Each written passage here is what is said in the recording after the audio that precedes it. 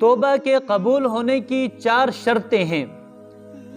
جس بندے سے بھی گناہ ہو جائے تو فوری توبہ کر کے اللہ سے صلح کر لے، لیکن توبہ کی قبولیت کے لیے ان 4 شرطوں کا ہونا ضروری ہے۔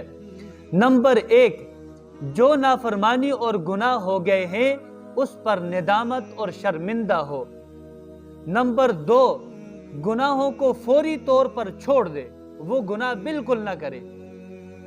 نمبر 3، آئندہ گناہ نہ کرنے کا پکا عزم اور ارادہ کر لے کہ اے اللہ آئندہ کبھی بھی یہ گناہ نہیں کروں گا۔ اور نمبر 4، اگر بندوں کے حقوق دبائے ہیں تو وہ بندوں کے حقوق ادا کرے، جس کو تکلیف دی ہے، جس کو ستایا ہے، اس سے معذرت کر کے اس کو راضی کر لے۔ ان چیزوں کے ساتھ توبہ قبول ہوتی ہے۔ جب تک ہماری توبہ کے اندر یہ 4 شرطیں نہیں پائی جائیں گی اس وقت تک ہماری توبہ قبول نہیں ہوگی۔